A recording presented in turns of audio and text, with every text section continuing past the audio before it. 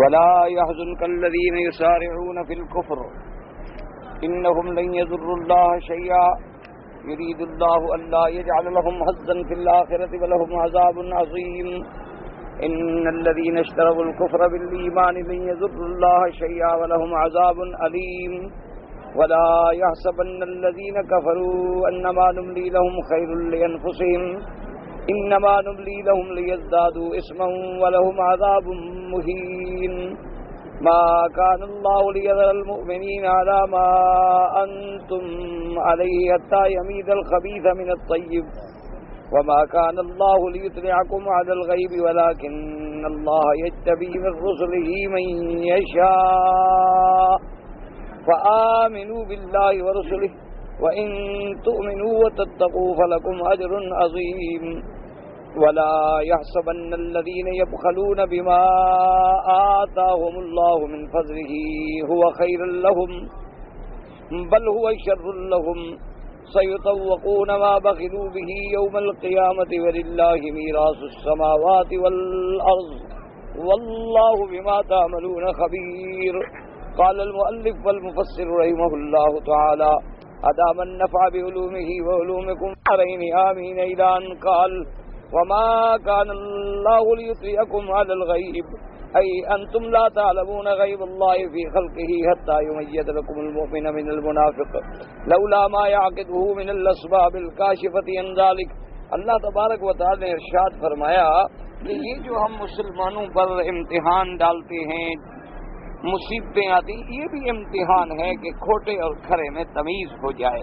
تم کوئی عالم الغیب تو ہو نہیں کہ تمہیں پتہ چل جائے گا کہ یہ مومن ہے یا منافق ہے، لیکن اللہ تبارک و تعالیٰ اس طرح ایسا حقیقت کو کھول دیتے ہیں کہ سب کو پتہ چل جاتا ہے کہ مخلص کون ہے اور منافق کون ہے. انتم لا تعلمون غیب اللہ، تم تو غیب کا علم نہیں جانتے کہ اللہ کی مخلوق کے حالات کیا ہیں. حتی یمیز لکم المؤمن من المنافق، جب تک کہ اللہ تبارک و تعالیٰ ایسے اسباب کھولنے والے پیدا کر کے ان کو تمہارے سامنے کھول نہ دیں. ثم قال تعالی ولكن الله يجتبي من رسله من يشاء كقوله تبارك وتعالى عالم الغيب فلا يظهر على غيبه احدا الا من ارتضى من رسول فانه يسلك من بين يديه ومن خلفه رصدا. اور اس کے بعد اللہ نے یہ بھی بتلا دیا کہ اگر اللہ تبارک و تعالی چاہتے ہیں تو اپنے پیغمبر، اپنے انبیاء، اپنے رسول، اللہ کے کروڑوں صلاۃ والسلام ان پر غیب کھولتے ہیں، ان کو غیب کی اطلاع دے دیتے ہیں. یعنی جتنا چاہتے ہیں اتنی خبر دے دیتے ہیں، اس کے علاوہ زیادہ خبر نہیں ہوتی. یعنی جتنا اللہ چاہے کھول دیا اور جب نہ چاہا نہ کھولا. اسی طرح اللہ اپنے اولیاء پر بھی بصورت کشف جب چاہے تو کوئی بات کھول دیتے ہیں اور نہ چاہیں تو نہیں کھولتے. انبیاء پر اگر ایسی بات کھولی جائے تو وہ معجزہ ہوگا، اور اللہ کے اولیاء پر اللہ پاک کھولیں تو ان کی کرامت ہوگی. معجزہ بھی برحق ہے، کرامت بھی برحق ہے، لیکن اللہ کے حکم اور ارادے سے ہوتا ہے. یعنی اپنے بس میں نہیں ہوتا کہ جب چاہے کوئی ولی کرامت دکھا دینا. اللہ چاہیں گے تو اپنے پیارے بندے کے ہاتھ پہ کرامت کا اظہار کر دیں. اس لیے فرماتے ہیں ہم چاہیں تو جیسے فرمایا عالم الغیب، اللہ کی شان، فلا یظہر علی غیبہ احدا، کسی پر اپنا غیب ظاہر نہیں کرتے، الا من ارتضی من رسول، ہاں اگر وہ چاہیں اپنے کسی رسول پہ تو جس قدر چاہیں اتنی ظاہر کریں گے، کیونکہ علم غیب خاصہ خدا ہے، اللہ کے سوا کوئی عالم الغیب نہیں ہو سکتا. اور اگر جتنے لوگ یعنی انبیاء، رسل، اولیاء ہیں ان کے لیے بھی اطلاع عن الغیب ہے، اظہار عن الغیب ہے، انباء عن الغیب ہے کہ اللہ خبر دے دیں غیب کی، اللہ غیب ظاہر کر دیں، اللہ غیب سے مطلع کر دیں. علم غیب صرف اللہ کے لیے، اللہ کی ذات عالم الغیب ہے. وعنده مفاتیح الغیب لا يعلمها الا هو، خزانہ غیب کی کنجیاں ہی اللہ کے ہاتھ میں ہیں، کوئی اس کو کھول بھی نہیں سکتا جب تک کہ اللہ نہ چاہے. تو اس لیے فرما دیا.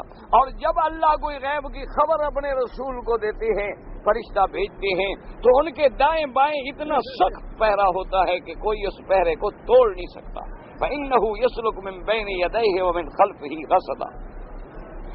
ثم قال تعالى فآمنوا بالله ورسله أن يطيعوا الله ورسوله واتبعوه فيما شرع لكم.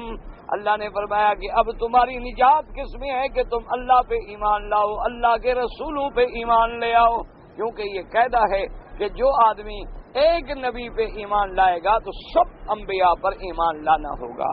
جیسے اب ہم نے کلمہ پڑھا ہے اپنے آقا سردار حضرت محمد الرسول اللہ کا کہ لا الہ الا اللہ محمد الرسول اللہ اشہد ان لا الہ الا اللہ واشہد ان محمدًا عبدہ ورسولہ، لیکن ایمان ہمارا سب نبیوں پہ ہے کہ تمام اللہ کے نبی برحق، تمام اللہ کے رسول برحق، لیکن سب کا افضل، سب کا خاتم، سب کا سردار حضرت محمد مصطفیٰ صلی اللہ علیہ وآلہ. اس لیے فرمایا فآمنوا باللہ ورسلہ، اگر نجات چاہتے ہو تو پھر اللہ کی اطاعت کرو، اللہ کے رسولوں کی اطاعت کرو، اللہ پر ایمان لاؤ، اللہ کے رسولوں پر ایمان لے آؤ. وَإِن تُؤْمِنُوا وَتَتَّقُوا فَلَكُمْ أَجْرٌ عَظِيمٌ، اور اللہ نے فرمایا یہ میرا وعدہ ہے کہ اگر تم صحیح ایمان لے آئے، وَتَتَّقُوا، اور تم اللہ سے ڈر گئے، پرہیزگاری اختیار کی، شرک سے بچ گئے، نافرمانی سے بچ گئے، تو تمہارے لیے بہت بڑا اجر ہوگا. وَقَوْلُهُ تَبَارَكَ وَتَعَالَى وَلَا يَحْسَبَنَّ الَّذِينَ يَبْخَلُونَ بِمَا آتَاهُمُ اللَّهُ مِنْ فَضْلِهِ هُوَ خَيْرٌ لَّهُمْ بَلْ هُوَ شَرٌّ لَّهُمْ أي لا يحسبن البخيل أن جمعه المال ينفعه بل هو مضرة عليه في دينه فربما كان في دنياه ثم أخبر بمعال أمر ما له يوم القيامة. اب اللہ نے فرمایا ولا يحسبن الذين يبخلون بما آتاهم الله من فضله، اللہ نے فرمایا کہ جو بخیل لوگ ہیں، اللہ کے راستے پہ خرچ نہیں کرتے، اللہ کے حقوق ادا نہیں کرتے، زکوٰۃ و صدقات میں نہیں دیتے، اپنے مال کو اکٹھا کر رہے ہیں، وہ سمجھ رہے ہیں کہ ہمارے پاس بہت مال ہے، بڑا فائدہ ہے، ہمارا مال خرچ نہیں ہوا، محفوظ ہے، مضبوط ہے، وہ اس کو بہتر سمجھ رہے ہیں، حالانکہ یہ ان کے لیے بہتر نہیں، ان کے لیے بہت برا ہے.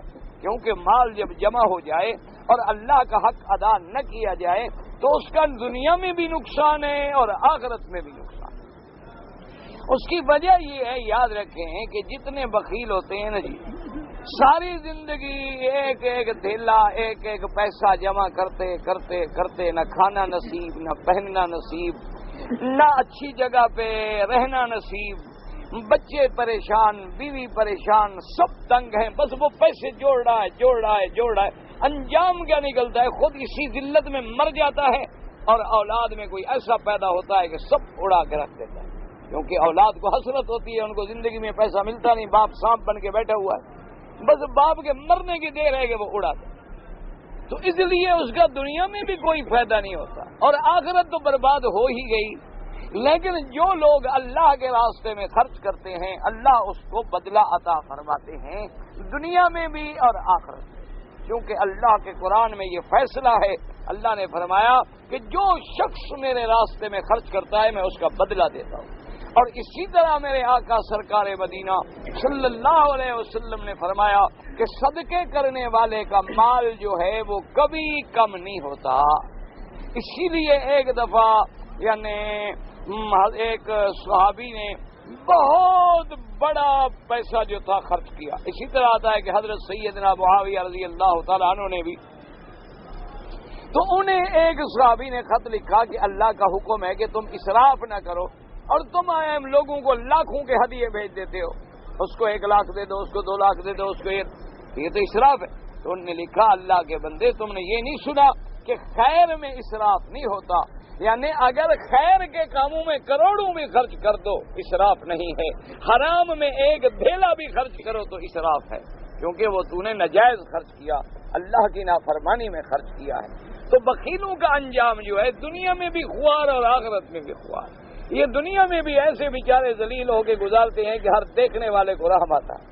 کئی ایسے لوگ ہم نے دیکھے ہیں، جائیدادیں ان کی اتنی ہیں ماشاءاللہ، کروڑوں پتی نہیں اربوں پتی، لیکن میں نے جب سے دیکھا ہے سلوار قمیص جو پہنی ہوئی ہے پتہ نہیں وہی کو باپ دادا ان کو دے گیا تھا، وہ میں نے بدلی ہوئی نہیں دیکھی. میرے خیال میں کو والد نے ان کو دی تھی، وہ محبت کے لیے رکھی ہوئی ہے، اور کپڑا بھی کوئی ایسا ہے کہ پھٹتا ہی نہیں. 30 سال سے تو میں دیکھ رہا ہوں تو یہ کیا زندگی ہے انسان کی کہ نہ اچھا کھانا، نہ اچھا پہننا، گھر میں بچے ذلیل خوار، کمرے میں جاؤ تو بدبو کے بھبکے اٹھ رہے ہیں، حمام میں داخل ہو تو معلوم ہو جہنم میں جانا پڑ گیا ہے، اور جناب گھر والوں کو بھی ہوش نہیں بیچاروں کو، نہ کپڑا ہے نہ کچھ ہے۔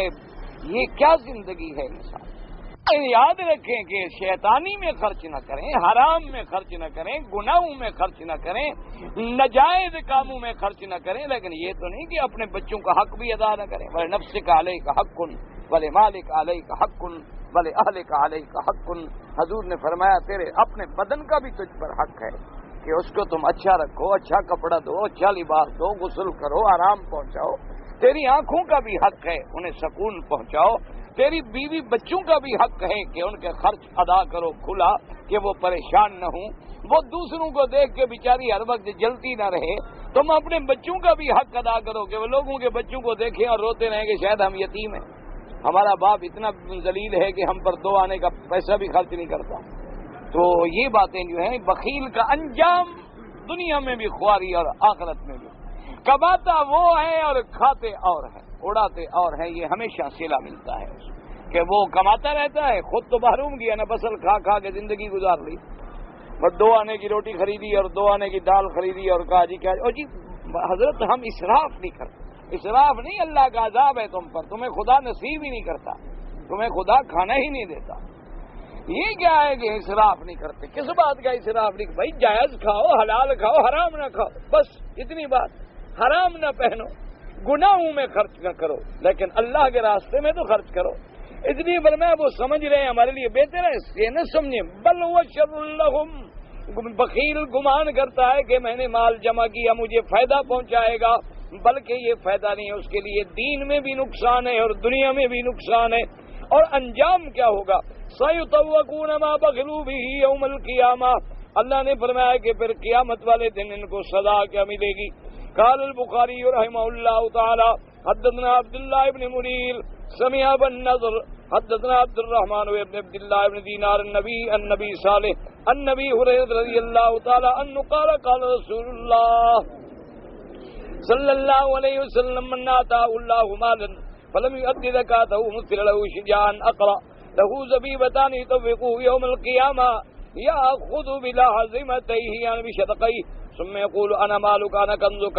حضور نے فرمایا کہ اللہ نے جس شخص کو مال دیا ہے لیکن اس مال میں وہ زکوٰۃ ادا نہیں کرتا، قیامت والے دن اس پر ایک ایسا سانپ اللہ مسلط کریں گے جس کی 2 شاخیں ہوں گی، اور وہ سانپ ایسے توق بن کے اس کے گلے میں بیٹھ کے اس کی یہ دونوں جگہیں جو ہیں شدقہ پکڑ لے گا، اور اس کے بعد کہے گا انا مالو کا انا کنزو کا، وہ ہوں میں تمہارا مال جو تم اکٹھا کر کے رکھتے رہے نا، آج آ گیا ہوں تمہیں ملنے کے لیے، میں ہوں وہ تمہارا خزانہ جو تم نے جمع کیا تھا اور اللہ کا حق ادا نہیں کیا۔ تو یہ مال دولت جو ہے، اچھا ویسے بھی دنیا میں سنتے ہیں جہاں خزانہ ہو تو سانپ بیٹھ جاتے ہیں، اللہ بھی قیامت میں عذاب ایسا دیں گے کہ اس کو سانپ بنائیں گے اور وہ گلے میں ہار بن جائے گا، ہار بن کے یہ دونوں یہ ہیں صدقہ، ان دونوں کو پکڑ لے گا اور کہے گا کہ انا مالو کا انا کنزو کا، میں ہوں تمہارا مال، میں ہوں تمہارا خزانہ، آج مجھ سے فائدہ اٹھاؤ۔ اور پھر وہ جہنم کا سانپ، اللہ معاف کرے، اللہ تبارک و تعالی ہر مسلمان کو بچائے۔ ثم تلا هذه الآية ولا يحسبن الذين يبخلون بما آتاهم الله من فضله هو خير لهم بل هو شر لهم إلى آخر الآية۔ تفرد به البخاري دون مسلم من هذا الوجه، وقد رواه ابن حبان في صحيحه من طريق الليث بن سعد عن محمد بن عجلان عن القعقاع بن حكيم النبي صالح به۔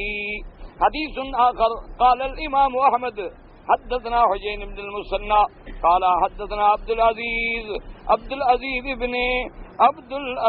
بن عبد الله بن ابي سلمة عن عبد الله بن دينار عن ابن عمر رضي الله تعالى عنهما عن النبي صلى الله عليه وسلم قال ان الذي لا يؤدى زكاة ماله يمثل له يوم القيامة شجاعا اقرا له زبيبتان ثم يرزقه يطوقه انا مالك انا کنزک۔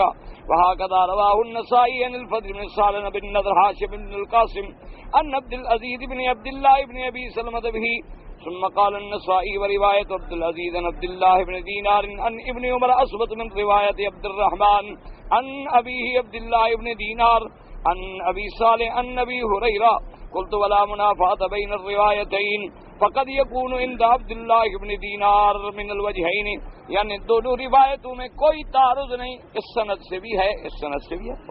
وقد ساق والله اعلم وقد ساقه الحافظ ابو بکر مرضوی من غیر وجه النبی صالح النبی هريرة رضی اللہ تعالی عنہ ومن حدیث محمد بن حمید زیاد الخطمی النبی هريرة به۔ حدیث آخر قال الامام احمد حدثنا سفیان الجامع النبی وائل عن عبد الله عن النبي صلی اللہ علیہ وسلم قال ما من عبد لا يؤدي زكاة ماله إلا جعل له شجاع أقرع يتبعه يفر منه ويتبعه ويقول أنا كنزك۔ اللہ تبارک و تعالیٰ اس پہ ایک ایسا گنجا سانپ جو ہے وہ مسلط کر دیں گے، اللہ پاک رحمت فرمائے، وہ ان کے پیچھے سانپ بھاگے گا، وہ آگے بھاگے گا اور وہ کہے گا سانپ کہ انا مالو کا انا کنزو کا، میں ہی تمہارا مال ہوں، میں ہی تمہارا خزانہ ہوں جو تم دنیا میں جمع کرتے رہے۔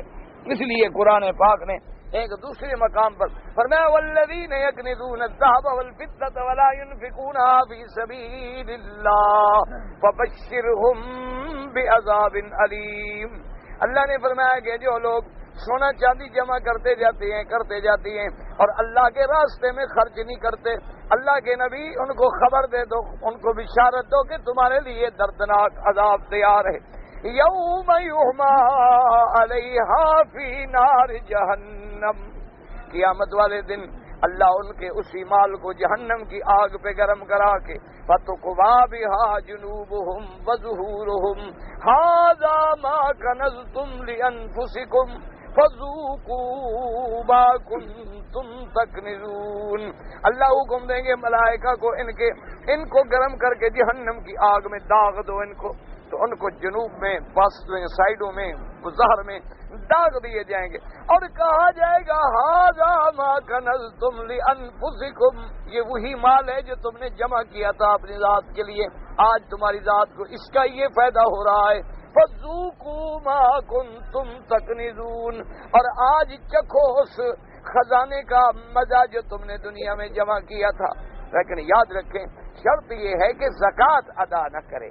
اگر کوئی آدمی صحیح معنی میں زکوٰۃ ادا کر دے وہ عذاب سے بچ جائے گا اور ثواب دیگر نہیں ملیں گے۔ نفقات جو ہیں، صدقات، خیرات عام جو ہے وہ علیحدہ چیز ہے، وہ تو آپ جتنی کریں گے اتنی اللہ آپ کو اجر دیں، لیکن اگر زکوٰۃ ادا نہ کرے، چونکہ زکوٰۃ فرض ہے جیسے نماز فرض ہے، اسی لیے جہاں جہاں اللہ نے نماز کا حکم دیا زکوٰۃ کا بھی حکم، اقیم الصلاۃ وآتوا الزکاۃ، ہر جگہ دیکھیں ہر جگہ جہاں مومن کی صفت آئی کہ نمازوں کو قائم کرنے والے، زکوٰۃ ادا کرنے والے، تو زکوٰۃ فرض ہے۔ اور اسی طرح یہ بھی یاد رکھو اگر اللہ نے تمہیں زمین دی ہے تو زمین کے اندر جو آبادی ہے اس کا عشر جو ہے وہ بھی تمہارے ذمہ ہے، یا عشر یا نصف العشر، یعنی یا 10واں حصہ یا 20واں حصہ، یوں سمجھ لیں کہ بھئی اگر پانی تم خریدتے ہو یا جیسے ہمارے ہاں نہری پانی ہوتے ہیں ان کا آبیانہ وغیرہ ادا کیا جاتا ہے تو وہاں جو ہے وہی نصف العشر آئے گا، اور جو پانی جو ہے بغیر اس کے بارش ہو گئی اور فصل تیار ہو گئے اس میں بغیر محنت کے ملا ہے اس میں تمہیں عشر دیا جائے گا، یعنی 10واں حصہ۔ جو پیداوار ہے، جو چیز زمین سے تمہاری پیدا ہو، کھیت ہے یعنی جو چیز ہے اس کا عشر دینا ہوگا۔ اور یقین فرمائیں کہ اگر مسلمان ملک اللہ توفیق دے، اللہ سب کی ہدایت کے فیصلے فرمائے، تمام دنیا کی ٹیکسیں ختم کر دیں نا جی، صرف زکوٰۃ اور عشر صحیح نظام بنا دیں کہ صحیح وصولی ہو جائے تو ملک میں کوئی غریب نہ رہے اور کسی کو کسی کی ضرورت ہی نہ رہے، نہ کوئی کسی کا محتاج۔ آج ہمارے لوگ زکوٰۃ کیوں نہیں دیتے اس کی وجہ ہے سمجھیں، وجہ یہ ہوتی ہے وہ ڈرتے ہیں کہ ہم نے زکوٰۃ دے دی تو ہماری زکوٰۃ صحیح خرچ نہیں ہوگی۔ جو صحیح معنی زکوٰۃ دینے والا بندہ ہے وہ دیتا ہے زکوٰۃ، الحمدللہ اللہ سے ڈرنے والا ہے، تو وہ چھپاتا ہے ان سے۔ کیوں؟ جیسے آپ کے ہاں ایک قانون ہے کہ سیونگ اکاؤنٹ سے ایک مہینہ مقرر ہے، مثال کے طور پہ جولائی کا مہینہ مقرر ہے، کہ وہ زکوٰۃ کاٹ لیں گے. ایک قانون ہے. اچھا یہ شریعت میں زکوٰۃ ادا نہیں ہوتی. اس لیے سمجھو مسئلے کو کہ زکوٰۃ ہم نے اس مال پہ دینی ہے جو ہمارے پاس ہو اور جس پہ پورا سال گزر جائے. اب میرے پاس پیسے آئے تھے جون میں نے بینک میں ڈالے, انہوں نے جولائی میں کاٹ ہی لیے, اس پہ تو سال گزرا ہی نہیں. دوسری بات یہ ہے کہ آپ نے پیسے دیے تھے کہ میں جناب آپ کے اکاؤنٹ میں رکھ دیتا ہوں بطور امانت کہ میں پڑھا لکھا آدمی نہیں ہوں, مہربانی کریں آپ کے اکاؤنٹ میں ہوں, اور زکوٰۃ مجھ سے کٹ گئی. 2. تیسری چیز یہ ہے کہ زکوٰۃ کٹنے کے بعد اگر صحیح مستحق پر خرچ نہ کی جائے تب بھی دینے والے کی زکوٰۃ ادا نہ ہوئی. یہ مسئلہ کیا مانا؟ آپ نے مجھے زکوٰۃ دی کہ مولوی صاحب یہ 1000 ریال زکوٰۃ کا ہے, غریبوں کو دے دو. مولوی صاحب نے الحمدللہ جیب میں ڈال لیا اور شام کو جا کے خود کھا گیا, تیری زکوٰۃ بھی ادا نہیں ہوئی. مجھے تو جو عذاب ہوگا لیکن تیری زکوٰۃ بھی ادا نہیں ہوئی کہ تیرا پیسہ صحیح مصرف پہ پہنچا ہی نہیں. اب جناب وہاں جو حال ہے آپ دیکھتے ہیں, لوگ آپ خود دیکھ رہے ہوتے ہیں کہ بعض مدرسے ہیں اللہ رحمت کرے کہ صرف ایک اشتہار لگا ہوا ہے, کوئی طالب شالب نہیں. ایک انہوں نے کوئی 500-600 پہ ایک حافظ بٹھا دیا ہے جس حافظ کو خود قرآن الحمدللہ نہیں آتا. 500-600 پہ وہی حافظ بیٹھے گا نا, کوئی پاگل تو نہیں ہو گیا, ورنہ آج کے دور میں 500-600 پہ کوئی نوکری کرے. 500-600 پہ وہی آدمی بیٹھ رہے, اس کو پتا ہے کہ مجھے قرآن آتا نہیں اور تو کوئی مجھے مدرس رکھے گا نہیں, چلو اس سے 500-600 تو ملتا ہے, یہی غنیمت ہے. وہ بیٹھا رہے گا جناب, سال کے اندر ان کے آئیں گے وہ انسپیکٹر ٹور کرنے کے لیے کہ دیکھو جی کیسے مدرسے چل رہے ہیں.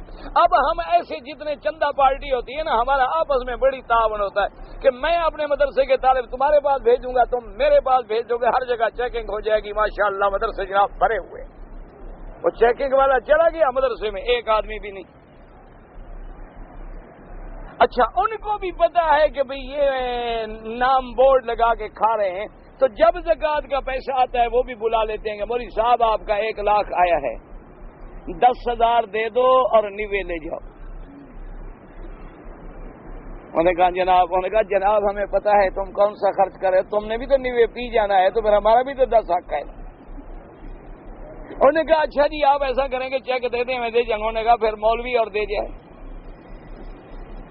سوال ہی پیدا ہوتا, مولوی لے تو سکتا ہے, وہ تو ڈوب رہا تھا, کسی نے کہا ہاتھ دے دو, نے کہا مر جاؤں گا ہاتھ دوں گا نہیں. انہوں نے کہا چلو میرا لے لو, نے کہا دو.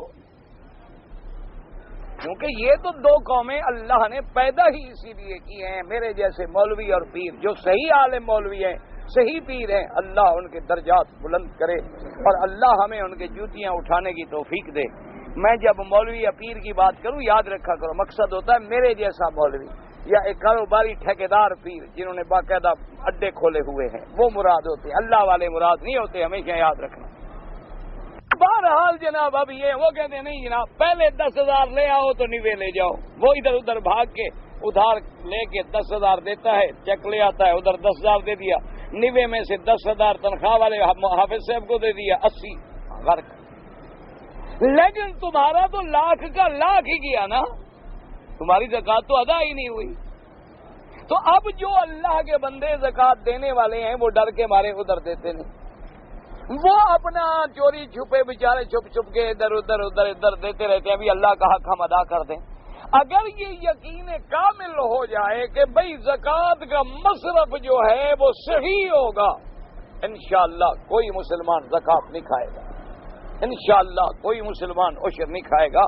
اب ایک آدمی موت کی بھی ٹیکس ادا کرے, پیدائش کی بھی ادا کرے, جائیداد کی بھی ادا کرے, پھر زکوٰۃ بھی دے, کہاں سے دے؟ دعا کرو اللہ تمام اسلام کے ملکوں میں قرآن و سنت کا قانون نافذ فرمائے. اللہ تبارک و تعالی سب کو توفیق دیں کہ وہ اتباع سنت کریں اور اللہ کے حکم پہ چلیں. اور پھر یہ بھی یاد رکھو, یعنی یہ ایسے ایک واقعہ نہیں, 2 واقعے نہیں, 3 واقعے نہیں, ہزاروں واقعات ہیں کہ صحیح زکوٰۃ دینے والے کا مال نقصان نہیں ہوا, اللہ نے بچا لیا. اگر کبھی چوری بھی ہو گئی زکوٰۃ والے کا مال واپس آ گیا, اللہ نے حفاظت کی. آپ تجربہ کر لیں اور پوچھ لیں. میرا تو یعنی میرے تو اپنے دوست ہیں نا ماشاءاللہ، میں نام نہیں لیتا کہ بلا وجہ کسی کی شہرت نہ ہو جائے، جنہوں نے قسم کھائی ہے الحمدللہ کہ سود نہیں لیں گے اور زکوٰۃ جو ہے اگر 2 لاکھ بنتی ہے تو ہم 2.5 لاکھ دیں گے. جب سے انہوں نے الحمدللہ میری بات مانی ہے وہ خود آ کے مجھے اللہ کے کعبے میں کہتے ہیں کہ مولوی صاحب ہم آپ کے لیے دعا کرتے ہیں ہمیشہ کہ آپ نے ہمیں بینک کے قرضوں سے بھی بچا دیا، سود سے بھی بچایا، حرام سے بھی بچایا. اب ہمارے رزق میں اتنی برکت ہے کہ ہم کبھی سوچ ہی نہیں سکتے کہ کہاں سے پیسے آ رہے ہیں. وہ کہتے ہیں ہم مٹی بھی خریدتے ہیں تو خدا سونا بنا دیتا. جو چیز کا ہم سودا کرتے ہیں اللہ تبارک و تعالی برکتیں ڈال دیتا ہے. وجہ کیا ہے کہ میرے مدنی سرکار کا فرمان ہے کہ ما نقص مال من صدقۃ قط او کما قال رسول اللہ صلی اللہ علیہ وسلم کہ صدقہ کرنے سے، خیرات کرنے سے مال کبھی کم نہیں ہوتا. اور اسی طرح حضور نے فرمایا آسمانوں سے 2 فرشتے آتے ہیں جو صبح سے لے کر رات تک صرف یہی دعا کرتے رہتے ہیں اللہم آت لکل منفق خلفا وآت لکل ممسک تلفا. اللہ خرچ کرنے والے کو اور عطا فرما اور اللہ بخل کرنے والے کا مال برباد کر. اس لیے اللہ کے فرشتے بھئی ایک بات یاد رکھو، ایک عقل کی بات ہے، اللہ نے عقل دیا ہے. میں اگر تمہارے گھر میں آؤں مجھے اچھا کھانا کھلا دو. اب ہم باہر جاتے ہیں نا جی مثلا آپ نے کھلا دیا تو جب پھر آپ وہ عمرے پہ آتے ہیں پھر ہمیں بھی شرم آتا ہے. ہم اتنی بڑی دعوتیں تو نہیں کھلا سکتے، سچی بات ہے، ہمارے پاس اتنا کہاں سے آئے. تو ہمارا تو ہوتا تو وہی لنگر کا مسئلہ ہے کہ جو دال ساگ گھر میں پکا کھلا دیا، لیکن ان کو ہم کہتے ہیں بھی کھانا ہمارے پاس کھاؤ، اس لیے کہ ان کے گھر میں جو کھایا ہے تو آدمی کو کچھ لحاظ آتی ہے. اللہ فرماتے تم بندے ہو کہ لحاظ کر رہے ہو، جب میرے نام پہ دو گے میں تو خزائن الغیب السماوات والارض کا مالک ہوں، میں تیرا احسان کیسے رکھوں گا؟ جب تم میرے نام پہ دے دو گے تو پھر ہو سکتا ہے کہ خدا بندے کا احسان رکھے. اللہ فرماتے ہیں میں پھر تمہیں 10 گنا 100 گنا 1000 گنا 1,00,000 گنا دے دیتا ہوں کہ میرے بندے اگر تو نے میرے رستے میں لگایا ہے تو دیکھ پھر میں تجھے کیسے دیتا ہوں. اللہ تبارک و تعالی اب دعا کریں کہ اللہ ہمیں یہ باتیں سمجھنے اور عمل کرنے کی توفیق دے. یہ باتیں آدمی کو سمجھ نہیں آتی. کیوں آدمی سمجھتا ہے دیکھو جی 1 لاکھ میں نے بینک میں ڈالا، 15.5% سود ملا تو سال کے بعد 15,500 میرا بڑھ گیا. مولوی مکی کا مسئلہ سنا تو 2.5% زکوٰۃ نکالی تو 25,000 کم ہو گیا. بڑھا کیسے؟ اس لیے ان کو یہ بات سمجھ نہیں آتی. غریب وہ کہتے ہیں دیکھو جی سود میں تو سامنے بات ہے نا کہ بڑھ گیا ہے، اور زکوٰۃ دینے میں سامنے بات ہے کہ گھٹ گیا ہے. کیسے مولوی کہتے ہیں کہ زکوٰۃ دو تو بڑھ جائے گا، وہ تو کم ہو رہا ہے.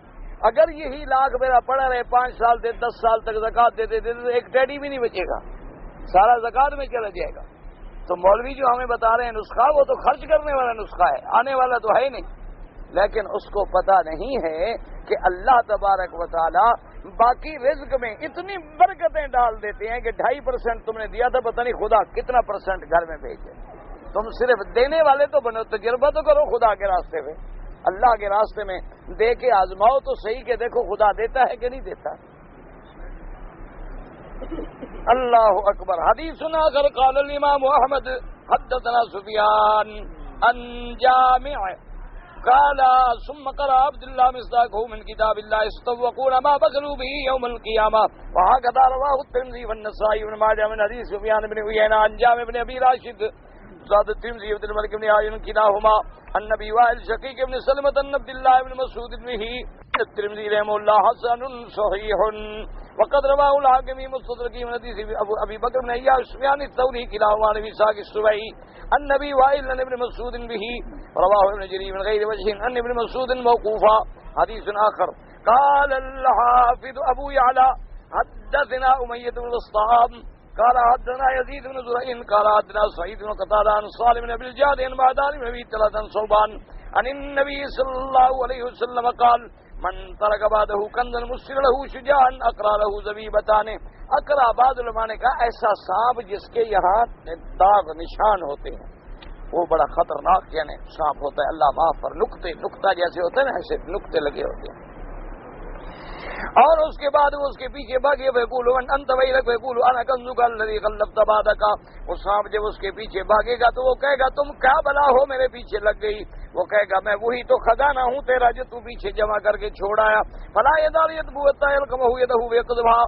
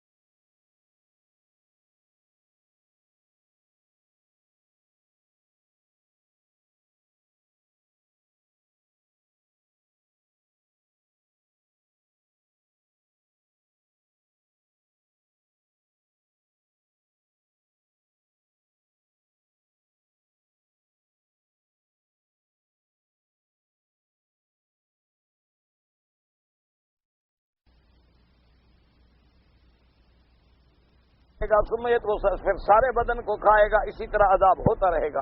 اسنادہ جید قوی ولم يخرجوه وقد رواه الطبراني عن جرير بن عبد الله البجلي ورواه ابن جرير بن مردويه من حديث بهز بن حكيم النبي عن جده عن النبي صلى الله عليه وسلم قال لا يأتي الرجل مولاه ويسأله من فضل ماله عنده فيمنعه إياه إلا دعا له يوم القيامة شجاعا يتمد فضله الذي منع۔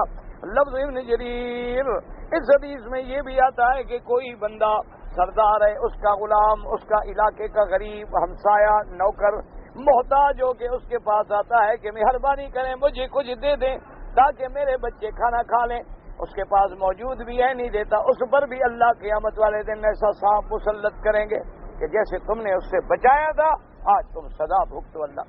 یہ دیکھیں نا جی کہ صحابہ کا کمال ایسا تھا، حدیث سے روایات میں موجود ہے کہ سیدہ عائشہ صدیقہ بنت صدیق رضی اللہ تعالی عنہا خدمت میں 30,000 درہم جو ہیں بھیجے تھے حضرت معاویہ رضی اللہ تعالی عنہ نے۔ آپ خود اندازہ کریں کہ 1400 سال پہلے 30,000 درہم کی کیا ویلیو ہوگی، یعنی کم سے کم 30 لاکھ تو سمجھ لیں، کم سے کم، ورنہ اس سے بھی زیادہ ہونی چاہیے۔ تو بی بی عائشہ صدیقہ رضی اللہ عنہا کو جب پیسے پہنچے تو بی بی نے چلانا شروع کیا، خیرات شروع کی، خیرات شروع کی، خیرات شروع کی۔ شام جب ہو گئی، افطار کا وقت ہوا تو سوکھے ٹکڑے روٹی کے اور پانی کے ساتھ بی بی نے افطار کیا۔ تو گھر میں جو کام کرنے والی عورت تھی اس نے کہا اماں جان اگر 2-4 روپے 2-4 درہم دے دیتی تو ہم بھی کچھ سودا لے لیتے، کم سے کم آج اچھی روٹی کھا لیتے۔ انہوں نے کہا تم نے یاد نہیں کیا، مجھے تو یاد نہیں رہا، جو اللہ نے بھیجا اللہ کے راستے میں لٹا، بس تم کہہ دیتی میں دے دیتی، کوئی منع بھی نہیں، لیکن تم نے یاد نہیں کیا، یعنی اپنی ذات کا فکر نہیں۔ روزہ ہے، روزہ کھولنے کے لیے گھر میں کھانا نہیں، لیکن 30,000 آیا اور اللہ کے راستے میں لٹا دیا۔ اسی لیے بی بی عائشہ صدیقہ فرماتی ہیں کہ میرے مدنی سرکار کی سخاوت جو ہے وہ رمضان المبارک کے مہینے میں تو ایسے ہوتی تھی کر ریح المرسل، جیسے کہ ٹھنڈی ہوا چلے، دوست کو بھی دشمن کو سب کچھ پہنچتی ہے، اسی طرح میرے مدنی کی خیرات تھی، پھر دائیں بائیں آگے پیچھے، کبھی پھر آپ نے یہ بھی نہیں دیکھا کہ یہ مسلمان ہے، کافر ہے، دوست ہے، دشمن ہے، جو آیا سب کچھ۔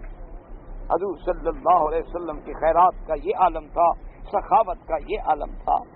اسی طرح دیکھ لیں سیدنا علی رضی اللہ تعالیٰ عنہ کہ گھر میں کھانے کو کچھ نہیں ہے، سارا دن کنویں پہ ڈول کھینچتے رہے، ڈول۔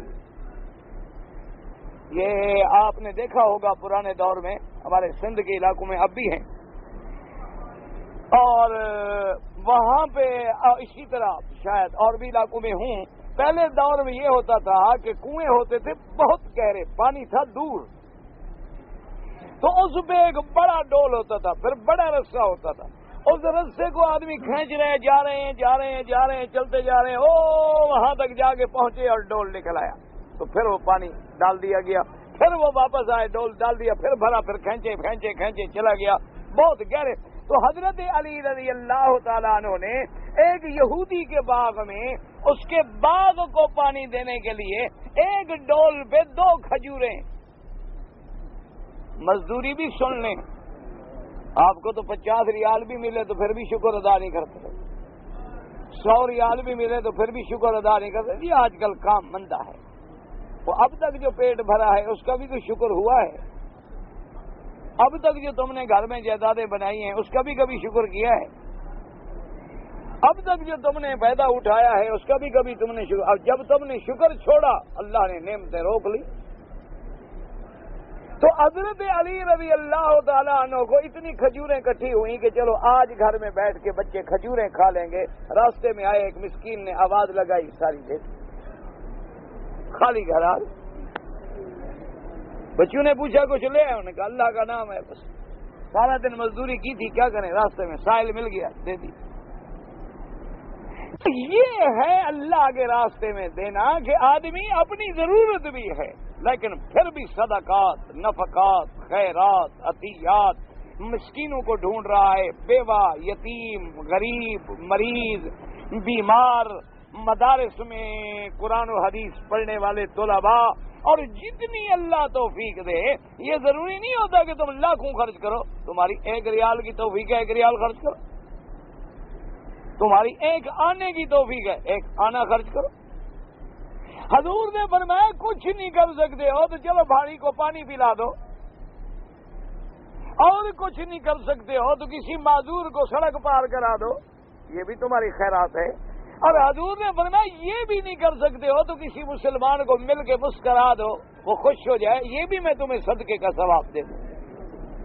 اگر تمہارے پاس کچھ نہیں ہے تو کسی مسلمان بھائی کو ملو، تبسم کے ساتھ، خوشی کے ساتھ، مسکرا کے، محبت کے ساتھ، یہ نہیں کہ ایسے ملو کہ تمہیں بخار ہو 103 پہ تو اس کو 106 پہ چلا جائے۔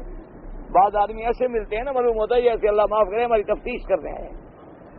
بھائی ملو تو محبت سے ملو، مسکرا کے ملو، ہنس کے ملو، ایک دوسرے کو خوشی پہنچاؤ، بڑے پیار سے الفاظ استعمال کرو۔ مومن تو مومن کا بھائی ہے، اگر کوئی دلوں میں غلطیاں آ بھی جاتی ہیں، بندہ ہے، انسان ہے، کچھ ہو جاتا ہے، حضور نے فرمایا پھر دعا مانگا کرو کہ یا اللہ میں نے اگر کسی کو گالی دی، میں نے کسی کو برا کہا، میں نے کسی کی غیبت کی، میں نے کسی کے بارے میں برا باتیں کی، میرا اللہ میرے گناہ بھی معاف کر، اس کے گناہ بھی معاف کر، تاکہ اللہ اس استغفار کو تیری معافی کا بدلہ بنا دے۔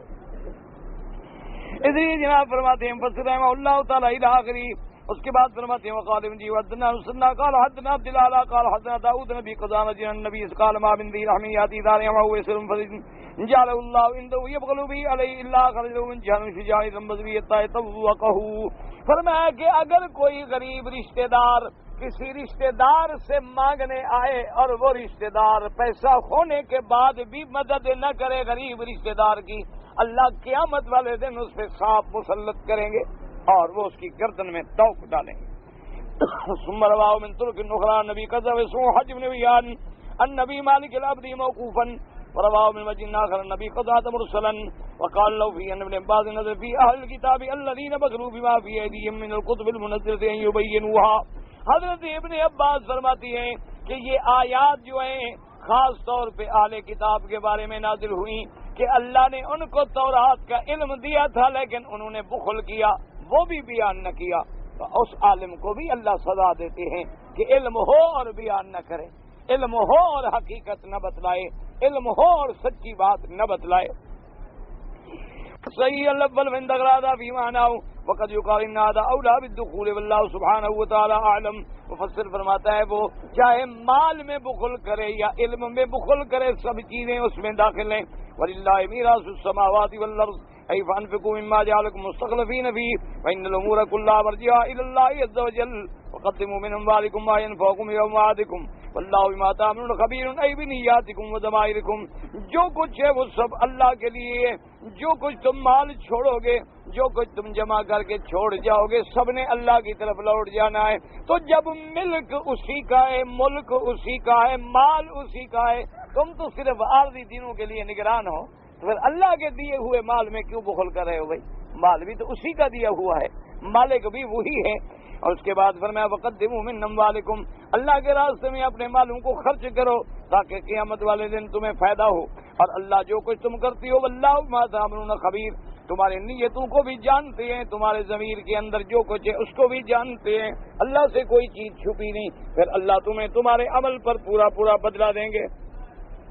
جی کہ عشرہ مبشرہ یعنی 10 صحابی ہیں جن کو حضور نے بیک وقت ایک مجلس میں بشارت دی کہ یہ جنتی ہیں، ورنہ اسی طرح تو سب صحابہ جنتی ہیں، لیکن یہ خاص فضیلت ہے ان صحابہ کی کہ ان کو بشارت رسول پاک صلی اللہ علیہ وسلم کی زبان سے حاصل ہوئی.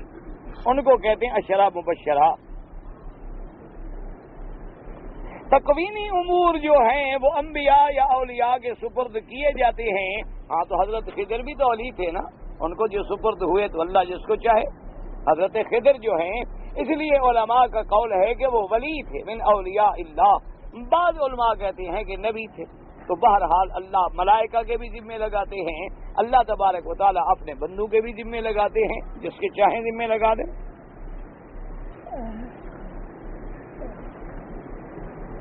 کہتے ہیں جی کہ یہ پرفیوم جو آج کل استعمال ہوتے ہیں ان کا استعمال کرنا جو ہے جائز ہے. بھئی تقویٰ تو اسی میں ہے، پرہیزگاری تو اسی میں ہے کہ نہ کریں، کیونکہ اس میں الکوہل ہوتا ہے، سپرٹ ہوتی ہے، اس کے استعمال سے بچیں اور اپنی عبادتوں کو خراب نہ کریں.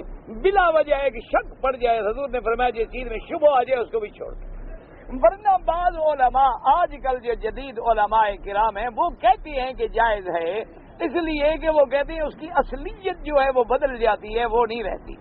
یعنی جیسے مثلا شراب تھا سرکہ بن گیا، یا آپ نے کھجوریں پانی میں ڈالی کہ میں صبح پیوں گا لیکن بھول گیا، 2 دن گزر گئے، نشہ بن گیا تو حرام ہو گئی.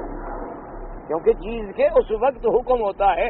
یعنی کسی نے ایسے کھجوریں پانی میں ڈال دی کہ اچھا جی صبح اٹھ کے انشاءاللہ پانی پی لیں گے، کھجوریں کھا لیں گے، بھول گیا 2 دن 3 دن کے بعد پیا تو سخت ہو گیا، اللہ معاف کرے وہ نشہ بن گیا. جو چیز مشکل ہو جائے وہ حرام ہے. اس لیے بعض علماء کہتے ہیں کہ یہ الکوہل جو ہے وہ الکوہل نہیں رہتا، بلکہ اس کی اصلیت بدل جاتی ہے، تبدیل ہو جاتی ہے. اور بعض کہتے ہیں کہ بھئی پیٹرولیم سے بھی بنائی جاتی ہیں چیزیں. بہرحال بہتر تو احتیاط ہے. اچھا اگر تمہیں بہت زیادہ شوق ہو تو آج کل اللہ کی رحمت سے وہ پرفیوم آ گئے ہیں فری الکوہل ہے، اسی طرح کا پرفیوم جو تم لینا چاہتے ہو، لیکن اس میں الکوہل بھی نہیں ہوتا اور اس پہ لکھا ہوتا ہے فری الکوہل. اگر نماز میں عورت آگے کھڑی ہو جائے تو نماز ہو جائے گی. اگر ایک نماز ہے، مثلا ہم عشاء پڑھ رہے ہیں، عورت بھی عشاء پڑھ رہی ہے، عورت مرد کے آگے آ جائے، امام ابو حنیفہ رحمۃ اللہ علیہ فرماتے آگے ہو یا محاذات میں ہو نماز نہیں ہوگی، الا اگر کوئی مجبوری یا اضطرار ہے. جیسے حرم میں حج میں دیکھا ایسے حالات ہو جاتے ہیں کہ عورت کہاں جائے، اگر وہ نکل ہی نہیں سکتی، نکلے تو 2 گھنٹے چاہیے اس کو باہر جانے کے لیے. اس لیے علماء کرام نے لیکن کوشش یہ کیا کریں کہ عورتوں کی صف آخر میں، مردوں کی صف اول میں.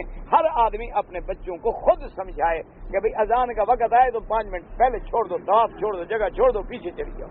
اس لیے کہ عورتیں آگے نہیں ہونی چاہیے. حضور نے فرمایا اخروہن، ان کو پیچھے کرو.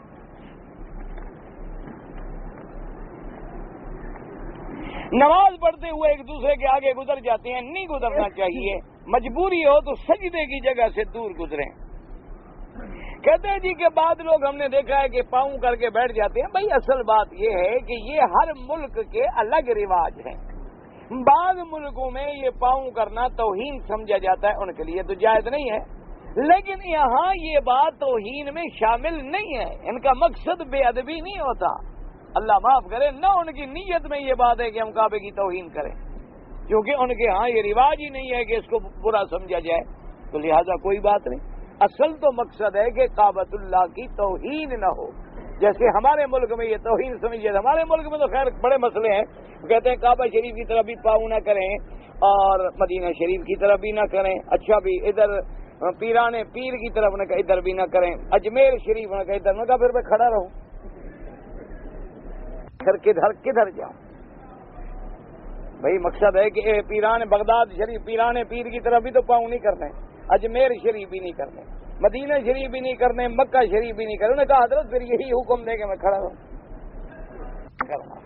تو اس لیے اصل مقصد ہے بے ادبی نہ ہو، اللہ تیری نیتوں کو جانتے۔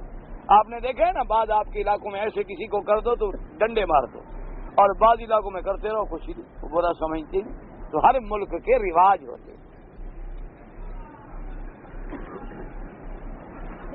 آپ کا ایک طالب ہے وہ بیمار ہے، اللہ شفا عطا فرمائے، اللہ ہر بیمار کو شفا دے۔ 15 شعبان کے بارے میں کوئی صحیح حدیث وارد نہیں ہے کہ اس میں 15 شعبان میں رزق تقسیم ہوتا ہو، علماء نے لکھی ہے فضیلت، حدیث میں نہیں، نہ قرآن میں ہے نہ حدیث میں۔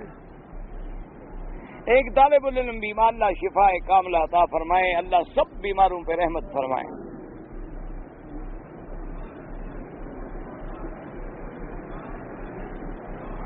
نخاح نہیں، نکاح ہوتا ہے، نہیں ہوا تو ہم دونوں نکاح سے پہلے بات کر سکتے ہیں کہ نہیں کر سکتے، بیوی کے چہرے کو دیکھ سکتے ہیں کہ نہیں دیکھ سکتے ہو، لیکن یہ نہیں کہ روزانہ پہنچ جاؤ دیکھنے۔ ابھی ہم دیکھ رہا ہے، یہ نہیں ایک دفعہ بس آدمی نظر ڈال سکتا۔ میں ماں بد جو تھی خیمے والی ایمان لے آئی، اس کا خاوند بھی ایمان لے آیا، سب مسلمان ہو گئے۔ اگر زکوٰۃ کی رقم سے میں کسی عالم کو عمرہ کرواؤں، دیکھو عالم کو دینے پہ آیا، دے کیا رہا ہے؟ زکوٰۃ۔ ماشاءاللہ، یعنی جو گند ہے میل ہے تیرے پیسے کا وہ مولویوں کے لیے ہے۔ زکوٰۃ کیا ہوتا ہے؟ اوساخ الناس، میل ہے۔ اس لیے حضور نے فرمایا میری اولاد پہ زکوٰۃ حرام، سید زکوٰۃ نہیں لے سکتے۔ ایک دفعہ حضرت حسن حسین نے کھجوریں پڑی ہوئی تھی، بچے تھے، کھجور کا دانہ لے لیا، حضور نے جو دیکھ کر پکڑ لیا، پخن پخن کخن باہر نکالو، انگلی ڈال کے حضور نے نکال دی۔ فرمایا یہ صدقے کا مال ہے، تم اولاد رسول ہو، تم نہ کھاؤ، یہ تو میل ہے لوگوں کا۔ اللہ کے بندے، عالم کو حج کرانا ہے، بس پیسے اس کو دے دو، اس کی مرضی، حج کرے عمرہ کرے نہ کرے نہ کرے، تم کو زکوٰۃ دے رہا ہے تب عمرہ کرو، احسان بھی کر رہا ہے حضرت، آپ کو میں نے حج کرایا اور ادا اپنی زکوٰۃ کر رہا ہے جو اس پہ فرض ہے، اللہ سے تو چلاکیاں نہ کرو۔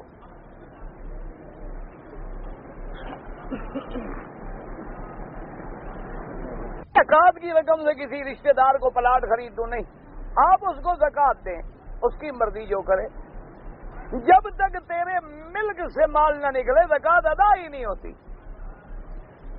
اور پھر فقہا نے لکھا ہے کہ اتنی زکوٰۃ بھی کسی کو کٹھی نہ دے دو کہ وہ خود صاحب زکوٰۃ بن جائے، لیکن بہرحال کوئی غریب ہے، مسکین ہے، وہ مکان کے لیے محتاج ہے، تم اس کو پیسے دے دو، اب اس کی مرضی ہے مکان خریدے نہ خریدے، پلاٹ خریدے نہ خریدے، تم نہیں جبر کر سکتے۔ تم کہو کہ میں تب زکوٰۃ دوں گا کہ مکان خریدو، پھر پیسہ تو تیرا ہوا، اس کا تو نہ ہوا، زکوٰۃ تو ادا نہ ہوئی۔ زکوٰۃ تو تب ادا ہوگی تیرا ملک ختم ہو جائے، اس کا ملک شروع ہو جائے۔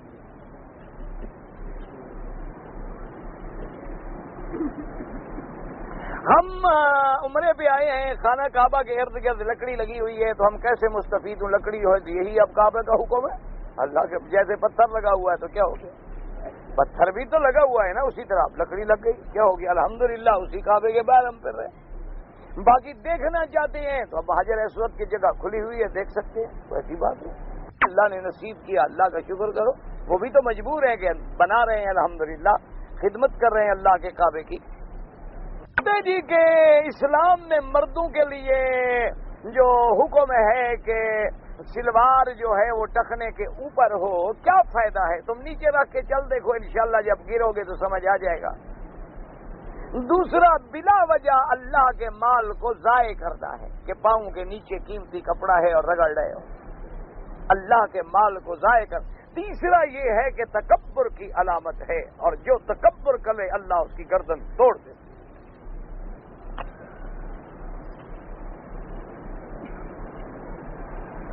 کہتے جی کہ میں نے نکاح کیا ہے، مہر 20,000 ریال دیا، واپس آئے لڑکی والے 50,000 مانگتے ہیں، مجھے کیا پتا تمہارا اتفاق کس بات پہ ہوا تھا؟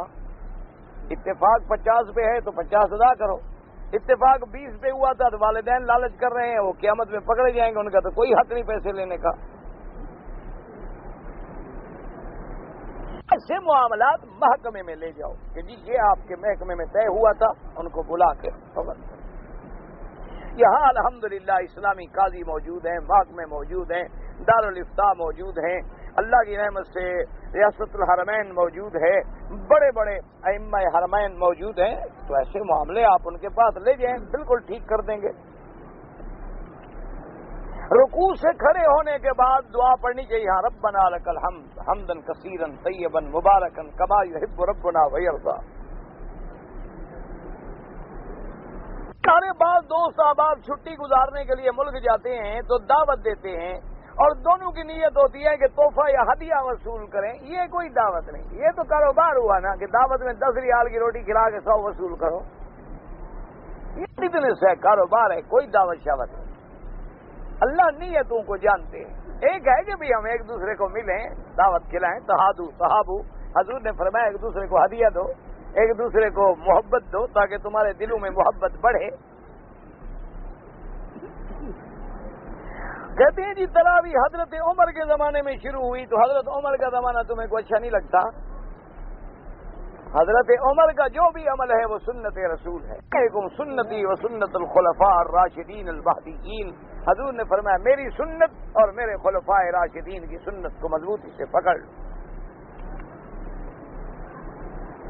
اگر آدمی طواف شروع کرے تو بسم اللہ اللہ اکبر کہہ کے ہاتھ چوم لے، اصل یہ ہے کہ لگے تو چوم لے، نہ لگے تو ضرورت نہیں، لیکن بعض علماء نے لکھا ہے کہ نہ بھی لگے تو قائم مقام ہے، چوم سکتا ہے، لیکن افضل یہی ہے کہ لگے تو چومو، نہ لگے تو بس بسم اللہ اللہ اکبر۔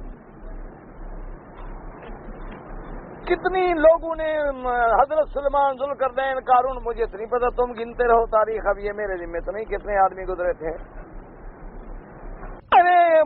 علاقے میں جو مسجدیں ہیں ان پہ مختلف مسلک کے لوگ قابو ہیں، لہذا میں کسی مسلک پہ نہیں، ماشاءاللہ، یعنی تم فارغ ہو، اللہ کی رحمت۔ تو بہرحال تم اپنے مسلک کی مسجد بنا لو، نماز جماعت کے ساتھ پڑھو، جماعت کے بغیر نہیں۔ اللہ مسلمانوں کو ملائے، مسلمانوں کو جماعت کیوں ہے؟ تاکہ ہم ملیں، کہ دن میں ہم 5 دفعہ ملیں، پھر جمعہ کے دن ملیں، پھر عیدین پہ ملیں، پھر حج پہ ملیں، تاکہ مسلمان ایک ملت بن کے رہے، ایک دوسرے کے دکھ درد کا احساس۔ چلو تم اپنی 1.5 اینٹ کی مسجد بنا لو، کوئی اپنی جماعت تو کرو، بغیر جماعت کے نماز نہ پڑھو۔ ہاں اگر امام مشرک ہے، بدعتی ہے، یا کوئی قادیانی ہے، ان کے پیچھے نمازیں نہیں ہوتی۔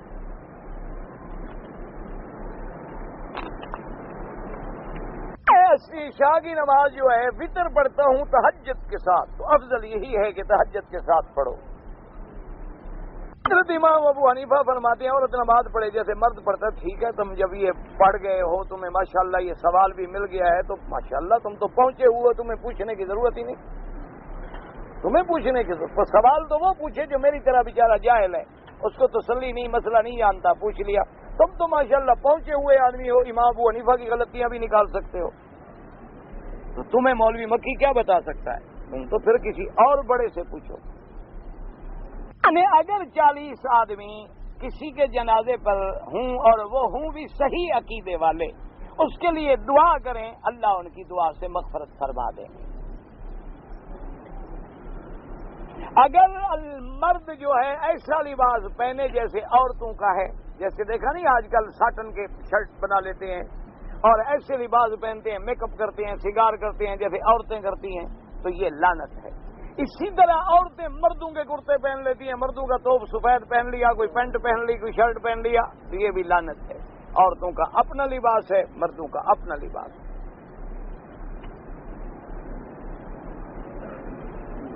طواف کے نفل جو ہیں، طواف کے نفل جو ہیں سنتیں یا واجب، دیکھو لکھتا ہے نفل جو ہیں، آگے کہتے ہیں سنتیں یا واجب ہیں، تو نفل تو تم خود لکھ رہے ہو، بات ختم ہو گئی۔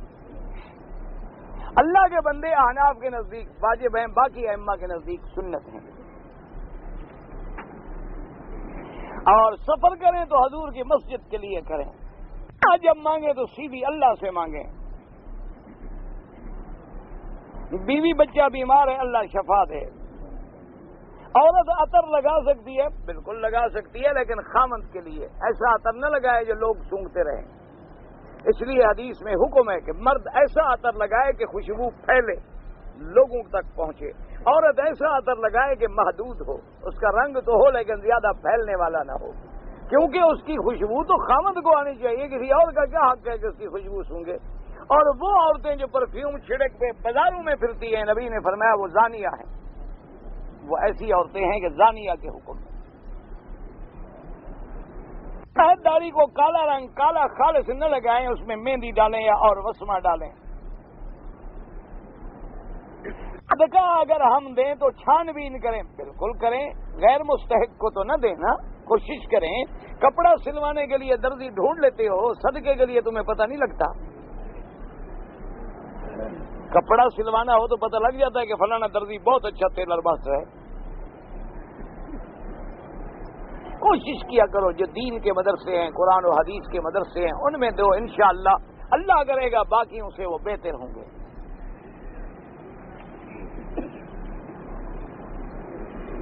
بابا فرید شکر گنج کی خانقاہ میں جنگلی پتہ نہیں کیا ہے، نمک کے ذریعے کھاتے ہیں، نمک ادھار لے کے آتے ہیں، یہ پتہ نہیں، کوئی قرآن حدیث تو ہے نہیں، تمہارے اپنے بنائے ہوئے باتیں ہیں، اللہ کو پتہ، ہمیں تو پتہ نہیں۔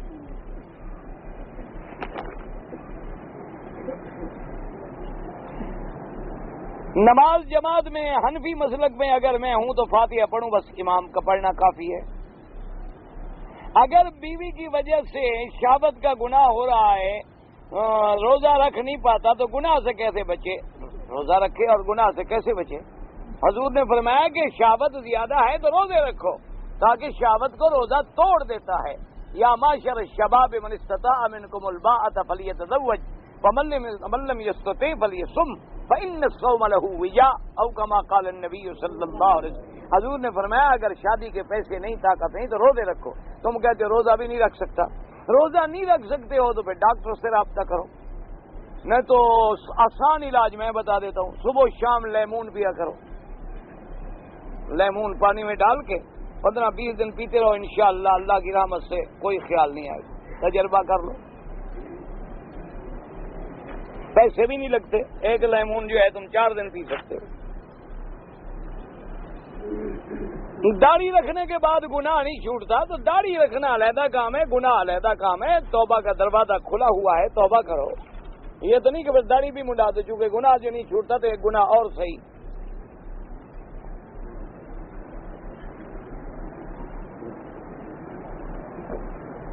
دختور نیو یارک میں محمد، اچھا میرے دوست ہیں بیچارے بیمار، اللہ شفا عطا فرمائے، اللہ سب کو شفا عطا فرمائے۔ اگر ایک آدمی کو میں نے قرضہ دیا وہ واپس نہیں کرتا اور میں اس کو زکوٰۃ میں دے دوں، اگر وہ غریب ہے دے نہیں سکتا، ایک ہے کہ پیسے ہیں دینا نہیں چاہتا، فرق ہے، اس کو تو زکوٰۃ نہیں دے سکتے ہو نا۔ ایک آدمی پر قرضہ ہے، وہ غریب مفلس ہو گیا، ادا کرنے کے قابل نہیں، تو چلو ٹھیک ہے تم زکوٰۃ میں معاف کر دو، کوئی ایسی بات نہیں۔ لیکن اگر پیسے بھی ہیں اور نہیں دیتا، اس کو تم زکوٰۃ تھوڑی دے سکتے ہو، اس سے وصولی کرو، اللہ سے دعا مانگو، اللہ ہدایت دے۔ اللهم صل على سيدنا محمد وعلى آل سيدنا محمد كما صليت على إبراهيم وعلى آل إبراهيم في العالمين إنك حميد مجيد۔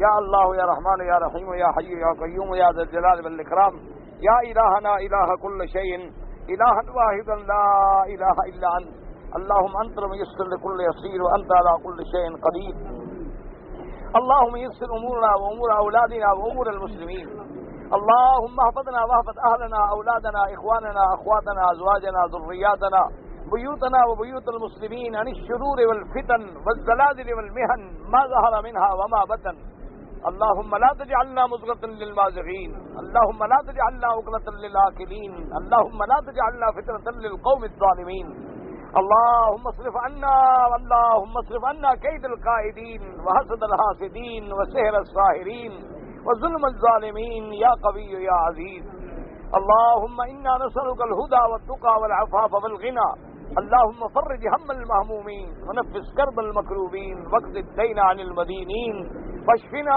واشف مرضانا ومرضى المسلمين۔ یا اللہ عالم اسلام پہ اپنی رحمت نازل فرما، یا اللہ عالم اسلام کی عزت کا فیصلہ فرما، یا اللہ کفر کی ذلت کا فیصلہ فرما، یا اللہ حرمین الشریفین اور بلد الامین کو قیامت تک ہر فتنے سے محفوظ فرما، حاسدین کے حسد سے محفوظ فرما، فاطنین کے فتنوں سے محفوظ فرما، یا الہ العالمین بیماروں کو شفا عطا فرما، بے حیاؤں کو حیا عطا فرما، بے اولادوں کو اولاد عطا فرما، جن کی اولادیں ان کو صالح بنا، ربنا آتنا فی الدنیا حسنہ وفی الآخرۃ حسنہ وقنا عذاب النار۔ اللہ اکبر اللہ اکبر، صلی اللہ تعالی علی خیر خلقہ سیدنا محمد وعلی آلہ واصحابہ اجمعین۔